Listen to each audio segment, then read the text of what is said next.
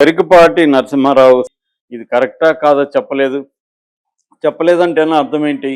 ఇందులో నిజముందనే గదా! అనేది చాలామంది అనుకుంటున్నారు. హ్మ్. మేబీ ఆమె గూడా చెప్పింది. ఒక ఛాలెంజ్ విసిరింది ఆమె. ఆయన జీవితంలో దీని మీద ఓపెన్‌గా మాట్లాడడు. ఎందుకంటే మాట్లాడడానికి ఏమీ లేదు. దమ్ముంటే కూర్చోమను నేను కూర్చుంటా. ఆయన ఇవన్నీ చేయలేదని చెప్పమను అని ఆమె ఛాలెంజ్ గూడా చేసింది. కానీ ఆ ఛాలెంజ్‌కి ఆయన సిద్ధం గాల. సిద్ధం గాకపోగా ఆయన టీము మనలాంటి ఛానెల్స్ యూట్యూబ్ అండ్ వెబ్‌సైట్‌లు హ్మ్. వీళ్ళని బెదిరిస్తూ ఒక ట్వీట్ చేశారు. అదేందంటే మీరు గాని ఇలాగా చేస్తే మేము మీకు లీగల్ నోటీసులు ఇచ్చి మీ మీద కేసులు పెడతామని. కానీ ఎవరు దాన్ని కేర్ చేయలేదు. ఎందుకంటే ఒకరో ఇద్దరో అయితే కేర్ చేస్తారు. కానీ వందల ఛానెల్‌లు, వందల సైట్‌లు ఎంతమంది మీద ఆయన పెడతారు? పెట్టుకో అన్నట్టుగా వీళ్ళు కేర్ చేయలేదు. రెండోదేమో వీళ్ళు సృష్టించింది కాదు.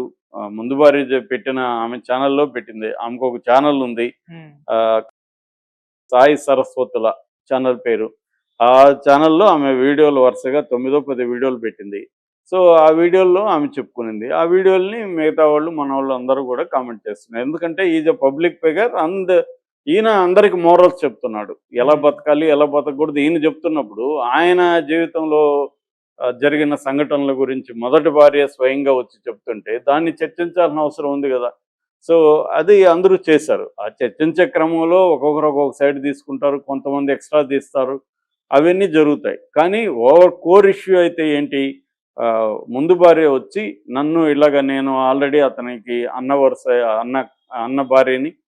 సో, నన్ను అతను మాయమాటలు చెప్పి లేపుకొచ్చాడు. నా కర్మ నేను కూడా దాన్ని ఎంకరేజ్ చేశాను. నేను కూడా దాంట్లో ఆ ట్రాప్‌లో పడ్డాను. హ్మ్. ఆ తర్వాత నన్ను అతను అనేక రకాలుగా వేధించాడు. నన్ను చదువుకోనీయలేదు. నేను పద్యాలు రాస్తా ఉంటే ఎక్కడ పోటీకొస్తదని నన్ను అనగదొక్కేసాడు ఆ విషయంలో. అలాగే నా ఇల్లు గూడా ఆహ్, ఎంప్టీ పేపర్ల మీద సంతకాలు పెట్టుకొని ఇల్లు గూడా రాయించుకున్నాడు. నాకు ఆస్తి లేదు, చదువు లేదు.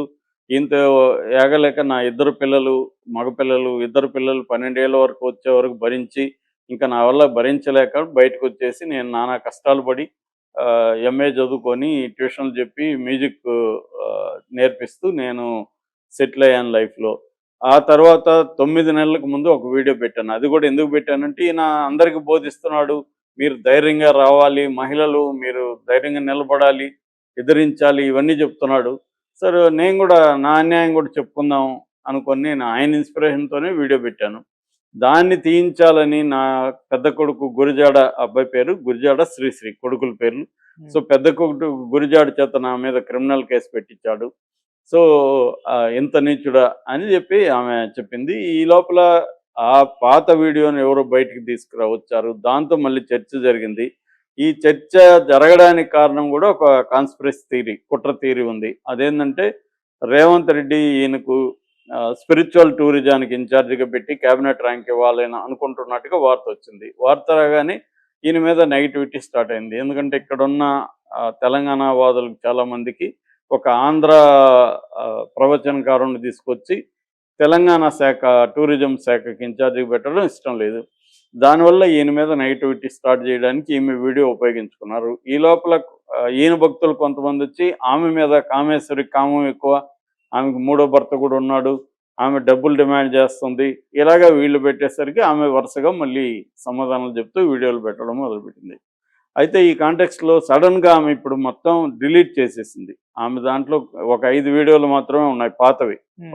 8, 9 నెలలకు ముందువి ఉన్నాయి తప్ప హ్మ్, లేటెస్ట్ వీడియోలేవి లేవు. అసలు ఈయన మీద మాట్లాడిన ఒక వీడియో కూడా ఆమె ఛానెల్‌లో లేదు.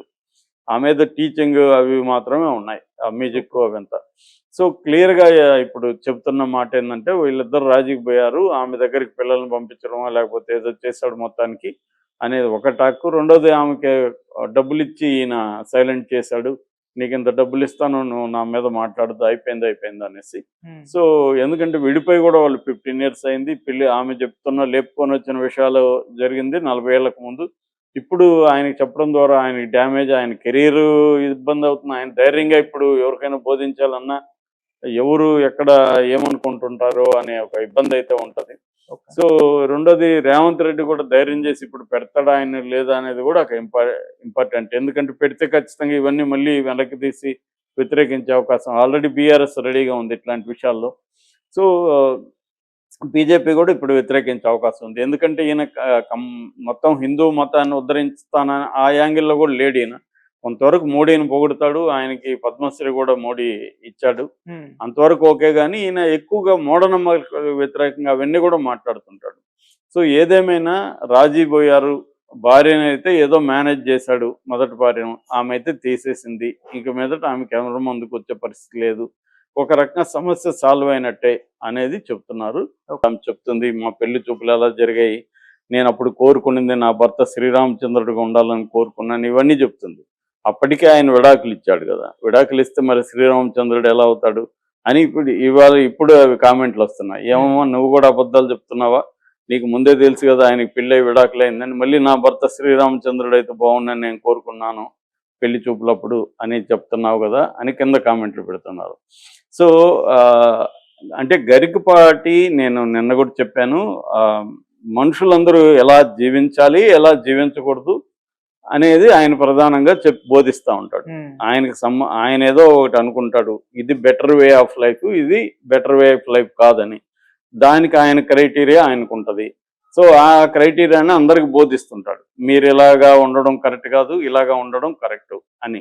అది అనేక అంశాల్లో బట్టలు ఎలా ఉండాలి, రోజువారీ జీవితం ఎలా ఉండాలి, ఉద్యోగాలు ఎలా చేయాలి, భార్యాభర్తలు ఎలా ఉండాలి, అన్ని అంశాలు ఆయన ఇంకా తడమని అంశం లేదు. సో ఏంటంటే I know all kind of guys అంటాం. ఐ నో అంటే నాకు అన్ని సర్వం తెలుసు, ఎలా బతకాలో మనుషులందరూ నేను చెప్తాను అన్న ధోరణిలో ఆయన ఒక ఆధిపత్య ధోరణిలో ఆయన అందరికీ బోధిస్తుంటారు. సో అలాగా చెప్పే వ్యక్తి తన జీవితంలో తను ఎలా ఉండాలి, తను చెప్పింది తను పాటించాలి కదా. మన రామకృష్ణ పరమహంస కథ ఉంటుంది. ఆయన ఏదో స్వీట్లు తినవద్దని ఒక పాపకి చెప్పమని వాళ్ళ ఫాదర్ తీసుకొస్తే, ఈయన ఇప్పుడు చెప్పను నేను 1 month తర్వాత రండి అని పంపించేసి 1 month తర్వాత స్వీట్లు తినొద్దమ్మా, అది దానివల్ల తప్పు ఇది ఉంటుంది, బ్యాడ్ జరుగుతుంది అని చెప్తాడు. ఎందుకు 1 month తీసుకున్నారంటే, నాకు కూడా అలవాటు ఉంది, నేను అది మానుకున్నా కానీ చెప్పలేను కదా అనేది. అంటే నీకు ఒక ఇంటిగ్రేటివ్ ఉండాలి. నువ్వే ఫాలో కాంది వేరే వాడికి ఫాలో కమ్మని ఎలా చెప్తావు? నేను సిగరెట్లు ఎక్కువ తాగుతూ నిన్ను సిగరెట్ తాగొద్దంటే ఎలాగా, నువ్వు స్మోక్ చేయకూడదంటే ఎలాగా? ముందు నేను మానాలి కదా. అలాగా ఈయన జీవితంలో అనేక చీకటి కోణాలు ఉంటే, ఈయనే మొదటి భార్యని హింసించి ఆమెను ఇబ్బందులు పెట్టి ఆమె చేత ఇల్లు రాయించుకొని ఖాళీ వైట్ పేపర్ల మీద సంతకాలు చేసుకొని ఆమెను అనుమానించి ఆమెను వేధించి పంపించేసి, అంతకుముందు చెప్పాలంటే ఆయన కజిన్ భార్యని మాయ మాటలు చెప్పి ఆమెను లొంగ తీసుకొని కజిన్కి ద్రోహం చేసి, అంటే కజిన్కి అన్నకి ద్రోహం చేసి అన్న భార్యని లేపుకొచ్చి ఇవన్నీ చేసి మళ్ళీ ఆమెతో కాపురం సరిగా చేయకుండా తరిమేశాడు అన్న ఆరోపణలు కదా ఇప్పుడు వచ్చాయి. సో ఇలాంటి వ్యక్తి మాకు బోధించడానికి నువ్వెవడయ్యా, ముందు నీ సంగతి చూసుకో అన్న